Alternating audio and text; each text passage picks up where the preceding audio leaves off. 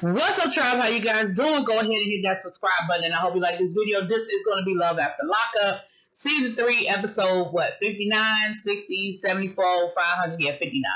So, we start this episode off, we have Puppy is running around, Amber is running around town looking for Puppy. She goes by the house, Puppy is not there, and she is convinced that Puppy has run. Because Puppy got this warrant that she is not trying to deal with. We do find Puppy. Puppy hasn't gone anywhere, but she is absolutely worried about the warrant. She's worried about her boyfriend. She says she really loves him, and she's worried that if she has to go back to jail, he's going to leave her. And Amber's like, well, girl, if he'll leave you that fast, then maybe it's really not all that you think it is, or all that you thought it was, all you thought it was. And, they end up convincing Puppy to go and turn herself in. But baby, on their way to the courthouse, honey, Puppy decides to make an executive decision. And she is like, I'm not doing it. I'm not going. I know I said I would, but I'm scared and I ain't doing it. She takes her mic off. She pulls the camera. She tells Amber to pull over so she can drive because Amber ain't driving fast enough. Now, this is where it's stupid. Amber, why would you let her drive? Ain't no way in the world I'm going to let this girl drive my car in the state that she's in. She is not thinking clearly. She's in like a really manic situation where she's scared and she's trying to lose the cameras. So now she's going to be driving erratic in your vehicle. Whatever. Moving on. So then we have Sean and Sarah. So Sarah is pregnant, which we already knew. Even if we didn't know she was pregnant for real, the way she was acting last week when Sean wouldn't give her a definitive, or the last episode they were on, when Sean wouldn't give her a definitive answer about having kids, and when he made that comment about, he got enough already, and she got so angry, duh, you're pregnant. So she pulls her mom aside to tell her mom that she's pregnant, because she ain't even told Sean yet. And of course, y'all know her mama ain't feeling this. Her mama ain't feeling none of this situation. And Amber was like, well, I don't want to be another one of his bitter baby mamas. And again, I'm saying to myself, not Amber, Sarah, what do you know about this man? Because if you know, then he has one baby mama. One. She had all 6 of them kids. Well, at least as far as I know. Maybe you know something I don't know. I'm going. But neither here nor there. Girl, you done messed around and got pregnant by this man. Like, I don't even know how many times y'all done slept together. I'm like, damn. Well, y'all not using any protection? Was it a slip up? What the hell? Because, I know that a lot of this stuff takes place over a long period of time and they splice it together. But I'm thinking, how long have y'all really been, together? But the mama is not here for it. She already ain't feeling it.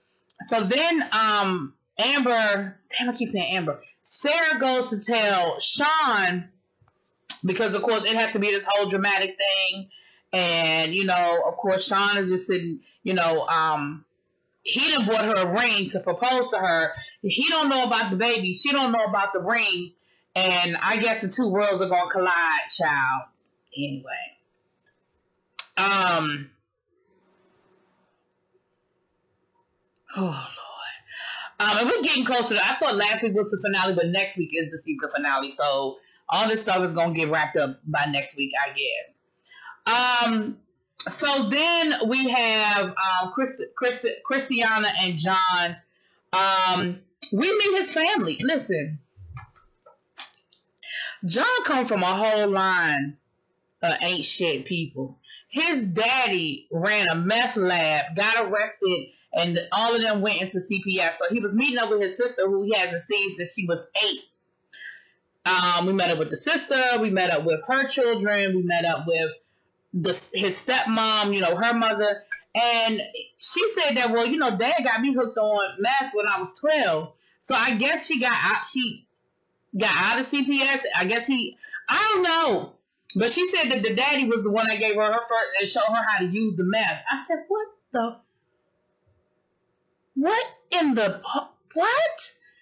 Your daddy was the first person to give you the meth?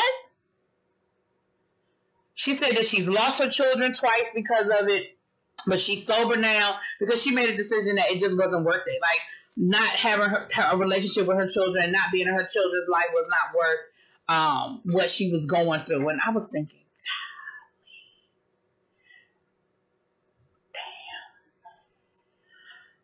damn. Anyway. So Later on in the episode, we see that they had a naming ceremony. I think he's a LaCour from the LaCour tribe, but don't quote me. But they had a naming ceremony for the kids in their, in their tradition, and I thought that was a nice thing for us to see. The one thing I will say is John, whatever. John, even though we go, I'm not gonna do that. But he has been able to give us a little insight on some native rituals and what that looks like and the purpose of them and all of that. And so I thought that was really nice. Okay. Now later on in the episode, baby, Christina has disappeared. John can't find her. He is having a whole fit. He is tearing the house up. He is packing up her shit. Now this is what I don't understand. I'm feeling like this is a little extra, a little because how long has she been gone? Has she been gone a couple of days? Has she been gone a couple of weeks? Like, you are really doing a lot. And girl, how long? But she disappeared. She not answering his phone calls, and he's convinced that she done went to go find her sister and that she is getting high. That's what he has decided. That is what he is convinced of. Now, real time, they said that Christina lost that job after that episode aired last week with her in the shop working. First of all, I call bullshit because one, they had to get permission to bring them cameras in there to film that scene. So, two, she didn't say anything derogatory about the shop or anything. So why would that cost her job just because she filmed the scene there that they would have had to get permission to film? Moving on. I don't know. Whatever. We see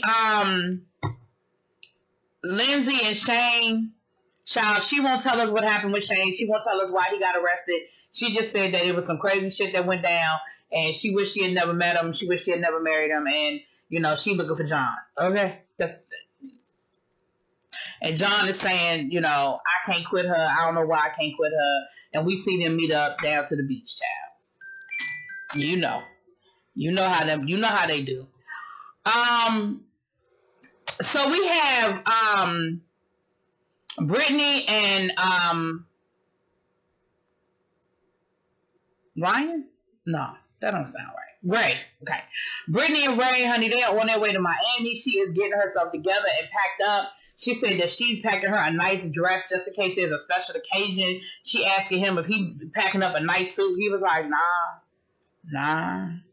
She is convinced that this will be a great opportunity for him to propose to her, and she is waiting for that to go down. His thing is, I know she wants me to propose to her. I do have a ring, but I don't have a wedding ring. Listen, men, let me give y'all a quick one too right here. If you are not asking someone to marry you, but you want to give them a piece of jewelry, stay away from rings.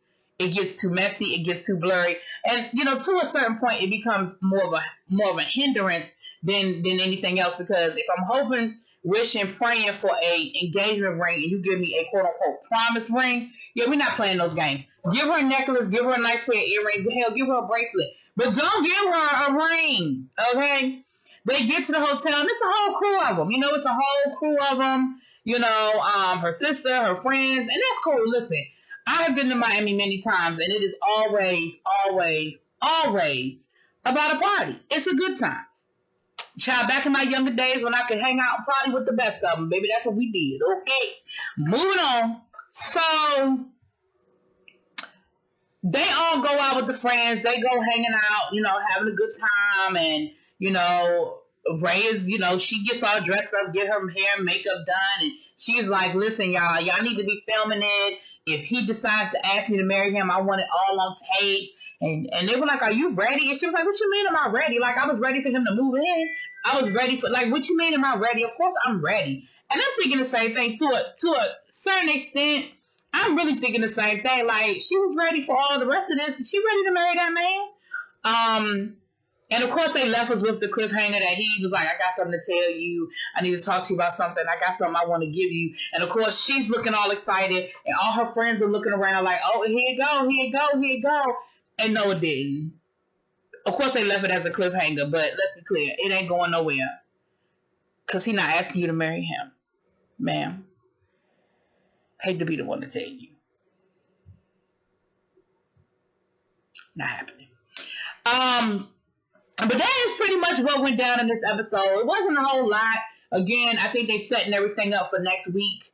the finale. We're gonna see the closure to a lot of these storylines, child, until they bring it back in 2 weeks. Anyway, that's it. That's all. I have a whole lot more to add to this. I'll talk to y'all later. Peace.